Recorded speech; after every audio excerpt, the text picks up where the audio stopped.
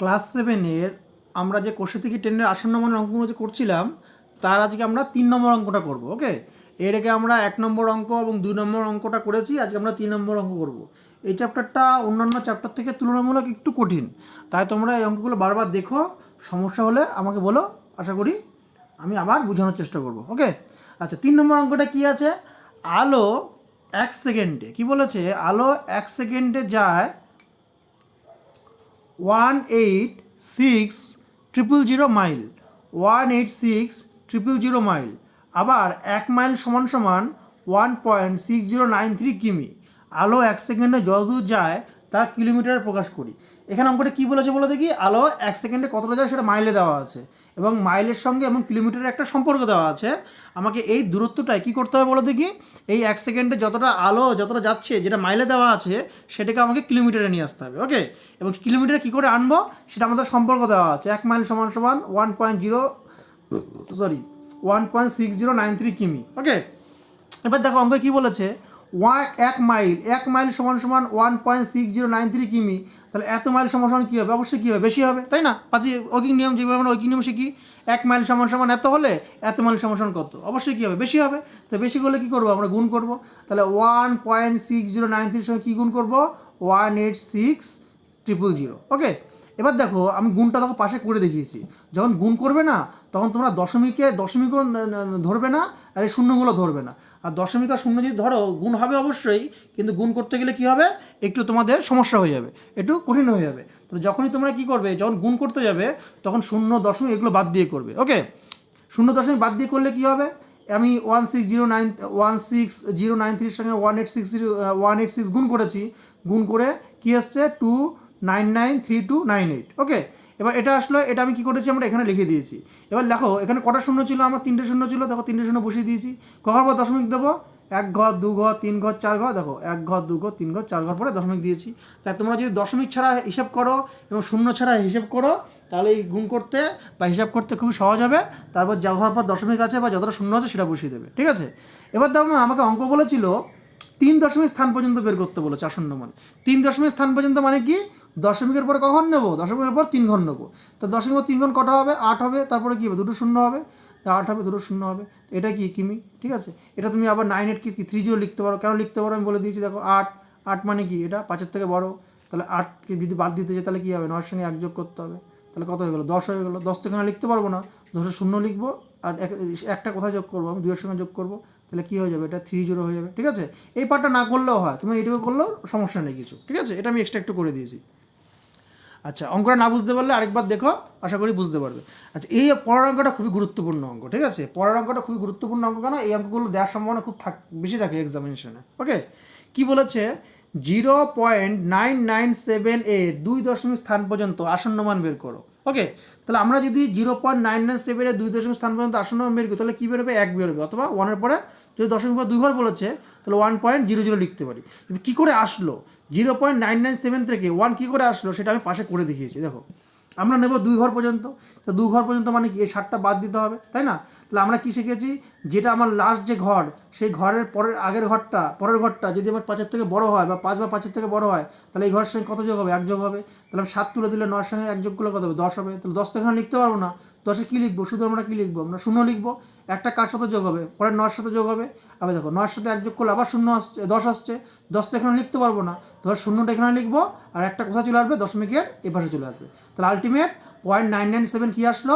1.00, 3টে জিরো আসলো। ঠিক আছে, এবার যেহেতু 2 দশমিক স্থান পর্যন্ত নিতে বলেছে, তা আমরা কী লিখবো? 1.00 লিখলেও হবে, বা শুধু 1 লিখলেও কোনো সমস্যা নেই। এই অঙ্কটা খুবই গুরুত্বপূর্ণ অঙ্ক। ঠিক আছে, আর এই যে কী করে আসছে এইগুলো আমরা কোশ্চেন নাম্বার 1, কোশ্চেন নাম্বার 2-তে আমরা আগে ভিডিওতেগুলো শিখিয়েছি খুব ধীরে ধীরে। ঠিক আছে, সেজন্য আমি এইগুলো পিছনে টাইম দিচ্ছি না। আচ্ছা, এবার 5 দাগের অঙ্কটা খুবই একটা ভালো অঙ্ক দিয়েছে। এই অঙ্কগুলো হচ্ছে মানে অঙ্ক শেখার ক্ষেত্রে, আসন্ন মানের অঙ্ক শেখার ক্ষেত্রে এই ছকটা খুবই গুরুত্বপূর্ণ। ঠিক আছে, দেখো প্রথমে একটা কি দিয়ে দিয়েছে? সংখ্যা দিয়ে দিয়েছে। আমি সংখ্যাটা লিখে নিয়েছি। তারপর কি বলেছে? দশমিকের আগে পূর্ণ সংখ্যা লিখতে বলেছে। দশমিকের আগে পূর্ণ সংখ্যা। পূর্ণ মানে কি বলো দেখি? ভগ্নাংশ হবে না। ঠিক আছে, বা পয়েন্টে থাকবে না। আচ্ছা, তার দশমিকের আগে কি আছে? দশমিকের আগে আছে 5 4 আছে। তো দশমিকের আগে পূর্ণ সংখ্যা কত হবে? 5 4 হবে, তাই না? 54 হবে। এবার কি বলেছে? দশমিকের আগে পূর্ণ সংখ্যার আসন্ন মান বলেছে, এটা হচ্ছে প্রকৃত মান, এটা আসন্ন মান চাইনি কিন্তু, এটা কি চেয়েছে, আসন্ন মান চেয়েছে। তাহলে আসন্ন মান মানে কি, মানে কাছাকাছি নিতে হবে। তাহলে দেখো এখানে কত আছে আমার, যদি দশমিকের পরে কি আছে 54 আছে, কিন্তু 54 দশমিকের পরের ঘরটা কি আছে 7 আছে, তো 7টা কি 5-এর থেকে বড়। তা যদি এই পার্টটা বাদ দিতে চাই তাহলে আমরা কী করতে হবে, এই 4-এর সঙ্গে কী যোগ করতে হবে, 1 যোগ করে কী করতে হবে, 55 করতে হবে। তাহলে যখন আমি প্রকৃত মান বলবে আর যখন আসন্ন মান বলবে দুটো কিন্তু এক নয়। আসন্ন মানের ক্ষেত্রে আমরা যেই ঘর নেব তার আগের ঘরটা দেখতে হবে, সরি তার পরের ঘরটা দেখতে হবে যে সেটা 5 বা 5-এর থেকে বড় না ছোটো আছে। যদি বড় থাকে তাহলে কী করবো, সেই সংখ্যার সাথে কত যোগ করবো, আমরা 1 যোগ করবো। তাই এখানে 54-এর সঙ্গে কী যোগ করেছি, আমরা 54-এর সঙ্গে 1 যোগ করে 55 করেছি। এই জিনিসগুলো আমি আগে শিখিয়েছি কিন্তু, ঠিক আছে, আগে ভিডিওগুলো দেখবে আমাদের আসন্ন মানের প্রথম ভিডিও বা দ্বিতীয় ভিডিওতে। এবার কি বলেছে, 1 দশমিক স্থান পর্যন্ত প্রকৃত মান। 1 দশমিক স্থান পর্যন্ত মানে কি, দশমিকের ঘরে কত ঘর হবে, দশমিকের পর 1 ঘর হবে। তাহলে 1 দশমিক যখন প্রকৃত মান বলবে তখন আমার কোনো হিসাব করার দরকার নেই। দশমিকের পর কত 7 আছে, তা 54 দশমিক কত লিখবো, 7 লিখবো। এবার পরের ঘরটা কি বলেছে, 1 দশমিক স্থান পর্যন্ত আসন্ন মান। তখন বলে হচ্ছে আসন্ন মান, তাহলে আসন্ন মান কি দেখতে হবে, তাহলে 1 দশমিক স্থান পর্যন্ত মানে কি 7 পর্যন্ত নেবো। এবার যখন আসন্ন মান বলেছে তখন কি তো পরের ঘরটা দেখতে হবে, পরের ঘরে কত আছে, 0 আছে। এবার 0টা যেহেতু কি 5-এর থেকে কি ছোটো, তাই না, 5 বা 5-এর থেকে ছোটো, তাহলে 7-এর সাথে কোনো কিছু যোগ হবে, যোগ হবে না, তাহলে কি 54.7 লিখবো, তাই না। এবার পরেরটা কি আছে, 2 দশমিক স্থান পর্যন্ত বলেছে প্রকৃত মান। প্রকৃত মান মানে কিছুই না, জাস্ট দশমিকের পর 2 ঘর নেবো, 7 শূন্য লিখেছি। 2 দশমিক স্থান পর্যন্ত কি বলেছে, মানে আসন্ন মান বলেছে। এবার আসন্ন মান মানে কি, 2 দশমিক ঘরে কি আছে বা 0 আছে। এবার 0-এর পরের ঘরটা কত, 4 আছে। 4 কি 5-এর থেকে ছোটো, তাহলে কি 0-এর সাথে কিছু যোগ হবে, যোগ হবে না, তাহলে কি হবে 54.70 হবে। এবার 3 দশমিক স্থান পর্যন্ত কি বলেছে, প্রকৃত মান বলেছে। তাহলে প্রকৃত মান মানে কত, 3 ঘর নিতে হবে আমার, দেখো তাহলে 3 ঘর মানে কত, 54.704, 704 নিয়ে নিয়েছি, ব্যাস লিখে দিয়েছি। এবার 3 দশমিক পর্যন্ত আসন্ন মান বলেছে, তাহলে আসন্ন মান কত, 3 ঘর পর্যন্ত নেবো। 4 নম্বর ঘরে কি আছে, 9 আছে। 9টা কি 5-এর থেকে বড়, তো তাহলে কী করবো আমরা, যখন 3 ঘর নেবো তখন আমরা 4-এর সঙ্গে কত যোগ করবো, আমরা 1 যোগ করবো। 1 ঘরে যোগ করে কী লিখবো, 0.705। আর মূল সংখ্যাটা কী হবে, 54.705, ঠিক আছে। মনে রাখবে এই জিনিসটা আমি আরেকবার জিনিসটা বুঝিয়ে দিই তোমাদের, যেটা আগের ভিডিওতে আমরা বলেছিলাম। যখনই যত ঘর পর্যন্ত আসন্ন মান বের করতে বলবে তার 1 ঘর বেশি নেব। সেই 1 ঘর পরের ঘরটা যদি 5 বা 5-এর থেকে বড় হয়, তাহলে যত ঘর পর্যন্ত বলেছে শেষ ঘরটা কী করবো, আমরা 1 যোগ করবো। দেখুন এটা কী বলেছিল আমাকে, 3 দশমিক বলেছে, তাহলে 3 দশমিক মানে কত ঘর যাবে, 704 পর্যন্ত যাবে। এবার 4 নম্বর ঘরের পরের ঘরে কে আছে, 9 আছে। 9টা কি আছে, 9টা হচ্ছে 5-এর থেকে বড়, তা কী করবো, 9টা তুলে দিয়ে আমরা কী করবো, 4-এর সঙ্গে 1 যোগ করে আমরা 5 লিখবো, ঠিক আছে। কিন্তু আমরা 2 দশমিক স্থানের পর্যন্ত ক্ষেত্রে আমরা লিখিনি, কেন লিখিনি বলো দেখি। 7-এর পর কী আছে, 0 আছে, সরি 7 আর 0 আছে। 3 নম্বর ঘরে কী আছে, 4 আছে। এবার 4টা কি আমার 5-এর থেকে ছোটো, তো সেটা 7 লিখবো। 7-এর সঙ্গে 0-এর সঙ্গে আর 1 যোগ করবো না, তাহলে 54 কী লিখবো, 54 দশমিক কী লিখবো, আমরা 7 লিখবো। আর এইভাবে কী করেছি আমি, পরের পুরো ছকটা আমি কমপ্লিট করেছি, ঠিক আছে। এই জিনিসগুলো আমি একই নিয়ম, টোটালটা একই নিয়ম, নতুন কিছু নিয়ম না। যে অঙ্কটা প্রথম নিয়মে বোঝালাম সেই অঙ্কের নিয়মটা করেছি। তোমরা এই অঙ্কগুলো একবার নিজে বুঝে নিও, ঠিক আছে। আর না বুঝতে পারলে, যদি কোনো একটা পার্ট না বুঝতে পারো আমাকে কমেন্টে জানিও যে 5 দিকের অঙ্কর এই পার্টটা বুঝতে পারিনি, তখন আমি আলাদা করে বুঝিয়ে দেবো, ঠিক আছে। এবার একটু বুঝে নাও, ছবিটা স্ক্রিনশটে নিয়ে নিতে পারো, তাহলে তোমাদের করতে সুবিধা হবে। আচ্ছা, 5 দাগের অঙ্ক নিয়ে আমি আর গেলাম না, কারণ সবই একই ধরনের অঙ্ক। এবার চলে যাবো আমরা 6 দাগের অঙ্কে। দেখো 6 দাগের অঙ্কে কী বের করতে বলেছে, নিচের ভগ্নাংশগুলির 2, 3 ও 4 দশমিক স্থান পর্যন্ত আসন্ন মান লিখি। তাহলে একবার কী বের করতে বলেছে, 2 ঘর করতে বলেছে, একবার 3 ঘর বলেছে, একবার কী বলেছে 4 ঘর বলেছে। তাহলে আমরা প্রথম ভিডিওতে কী শিখেছি, যদি আমাকে 4 ঘর বলে তো দশমিক পর কখন নেবো, আমরা 5 ঘর নিয়ে নেবো। যদি 3 ঘর বলে দশমিক পর কখন নেবো, আমরা 4 ঘর নেবো, ঠিক আছে। এবার যেহেতু কি একই অঙ্কে 2 ঘরও বের করতে বলেছে, 3 ঘরও বের করতে বলেছে, 4 ঘরও বের করতে বলেছে, তাই আমি কী বললাম, সবথেকে বেশি কত ঘর বলেছে, 4 ঘর বলেছে, সেজন্য আমরা এখানে এক্সট্রা 1 ঘর 5 ঘর নিয়েছি। এবার 22কে 7 দিয়ে ভাগ করেছি। ভাগ করার নিয়ম আশা করি তোমরা 7-এ পড়া মানে কি জানো, আমি অলরেডি শিখিয়ে দিয়েছি কীভাবে ভাগ করতে হয়। ভাগ করে কী এসছে, সংখ্যাটা 3.14285 এসছে, তাই না। এবার আসার পর কী বলবো, আমরা যদি এবার লিখবো 22/7 মানে 3.14255। এবার 2 ঘর দিতে বলেছে, 2 ঘর মানে কত, 1 আর 4 নেবো। এবার 3 নম্বর করে কে আছে, 2 আছে। 2টা কি আমার 4-এর থেকে কি 5-এর থেকে ছোটো, তাহলে কি 2 দশমিক স্থানের ক্ষেত্রে কি আমরা যোগ করবো, 4-এর সঙ্গে কিছু যোগ করবো না, তাই না। তাহলে কী হবে, 2 দশমিক স্থান পর্যন্ত 3.14 হবে। আচ্ছা, 3 দশমিক যদি স্থান বলে, তো 3 দশমিক স্থান মানে ক ঘর থাকবে আমার, 142 নেবো। এবার 142 3 নম্বর ঘরের পরের ঘরটা কি আছে, 8। 8টা কি 5-এর থেকে বড়, তাই আমরা যখন এই ঘরটা বাদ দেবো তখন কী করবো, এই 2-এর সঙ্গে 1 যোগ করবো। 2-এর সঙ্গে 1 যোগ করে কী লিখেছি, 3.143 লিখেছি, ঠিক আছে। একইভাবে দেখো যদি আমার 4 দশমিক স্থান বলি, তা 4 দশমিক স্থান মানে কত, 1 ঘর 2 ঘর 3 ঘর 4 ঘর 8 পর্যন্ত যাবে। এবার 8-এর পরের সংখ্যাটা কী আছে, 5 আছে, 5 কি 5 বা 5-এর থেকে বড়, তাহলে এই 8-এর সঙ্গে কত যোগ করবো আমরা, 1 যোগ করে 9 লিখবো। তাই এখানে কী লিখেছি, 3.1429 লিখেছি। ঠিক আছে, এটা 4 দশমিক স্থান পর্যন্ত। আশা করি তোমরা জিনিসটা বুঝতে পেরেছো। পরের অঙ্কটা একই রকম, একই নিয়ম, তো সেজন্য আমি বারবার বোঝাচ্ছি না, বুঝতে পেরেছো।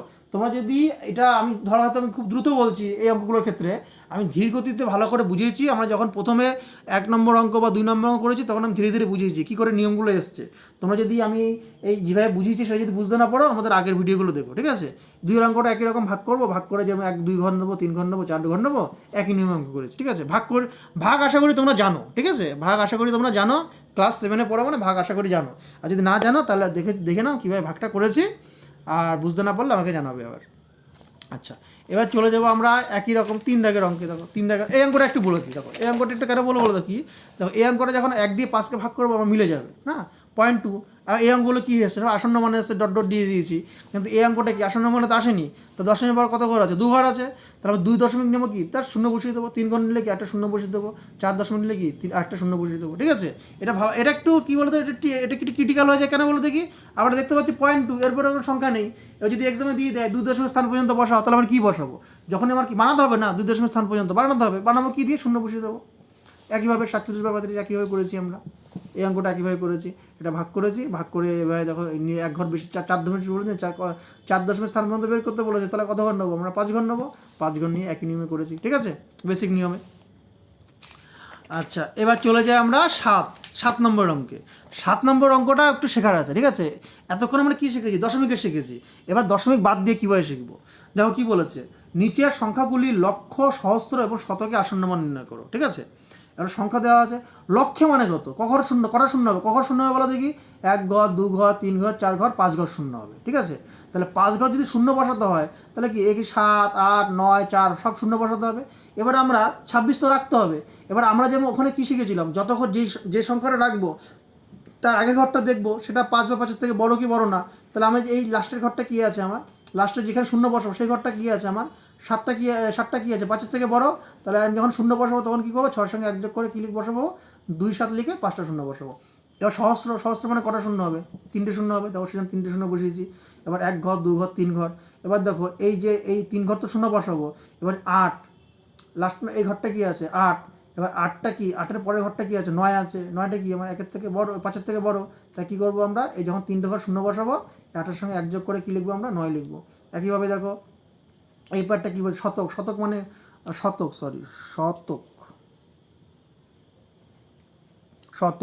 শতকে কী আছে আমার, 2টো ঘর, শতক মানে কি 2টো ঘর শূন্য বসাতে হবে। তো 2টো ঘর শূন্য মানে কি 4 আর 5-এর জায়গায় শূন্য বসাতে হবে।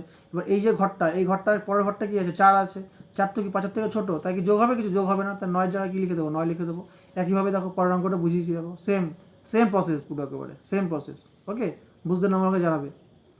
আচ্ছা, আরও কিছু ইম্পর্টেন্ট অঙ্কে আমরা চলে যাই, 8 দাগের অঙ্কগুলো চলে যাই আমরা। 8 দাগের অঙ্কগুলো খুবই ইম্পর্টেন্ট অঙ্ক। বলছে আসন্ন মান ব্যবহারিক প্রয়োগ মানে কি, আমাদের দৈনন্দিন জীবনে কীভাবে আমরা আসন্ন মান ব্যবহার করি। ধরো তোমাকে একটা ঘড়ি ঘুরছে, তোমাকে কেউ জিজ্ঞাসা করলো কটা বাজে রে, তুমি দেখলে ঘড়িতে বাজে হচ্ছে 11টা বেজে 9 মিনিট 40 সেকেন্ড। তুমি কি বলো 40 সেকেন্ড, তুমি কি বলো 11টা 10 অথবা কি 11টা 9। কিন্তু 11টা 10 হওয়ার সম্ভাবনা বেশি। কেন সম্ভাবনা বেশি, 40 তো হয়ে গেছে, আর 11টা 9 হতে কতক্ষণ আছে, আর 20 সেকেন্ড আছে। সেজন্য আমরা কী বলি, 11টা 10 বলি। কিন্তু অঙ্কের নিয়মে যদি আমরা শিখি সেটা কী করে আসে, সেটা আমাদের এই অঙ্কে শিখবো। তাহলে 11টা বেজে কত হয়েছে, 9 মিনিট 40 সেকেন্ড হয়েছে। তাহলে আমরা 11টা ছেড়ে দিই, আমরা 9 মিনিট 40 সেকেন্ড মানে কত মিনিট হতে পারে আসন্ন মানে, সেটা আগে বের করার চেষ্টা করি। বুঝতে পেরেছো, তাহলে 9 মিনিট লিখেছি, প্লাস তার সাথে কত সেকেন্ড হয়েছে, 40 সেকেন্ড হয়েছে। এবার 40 সেকেন্ডকে আমার মিনিট করার জন্য কী করতে হয়, আমার 60 দিয়ে ভাগ করতে হয়। 60 দিয়ে ভাগকে কাটাকুটি করে কী লিখলাম, 2/3 লিখলাম।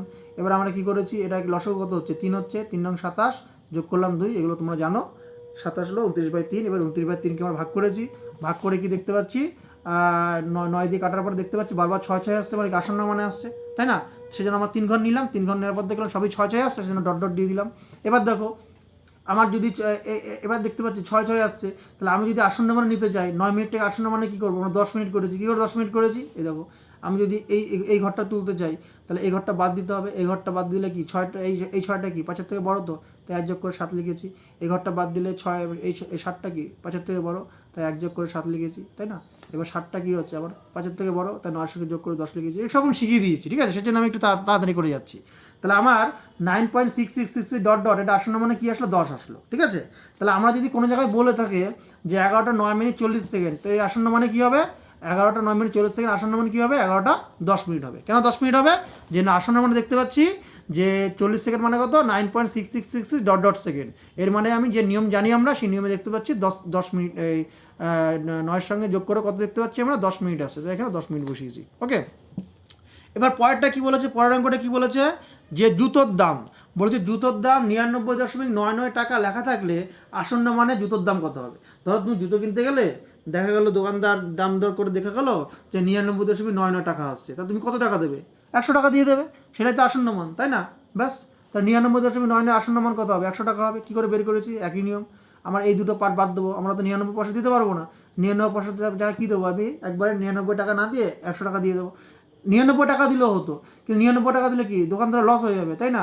99 পয়সাটা কি 1 টাকার কাছাকাছি, তো সেজন্য কি 1 টাকা দিয়ে দেবো আমরা। এই 9টাকে বাদ দেওয়ার জন্য 10 করবো, 10 টাকা যোগ করে 10 করবো, সেই একই নিয়ম, ঠিক আছে? বেসিক নিয়ম আমরা জানি, সেটা আমি এখানে বারবার শিখিয়েছি, আগেও শিখিয়েছি, সেটা আমি যাচ্ছি না বারবার করে, ঠিক আছে? আচ্ছা, এবার চলে যাই আমরা 3 নম্বর অঙ্কে।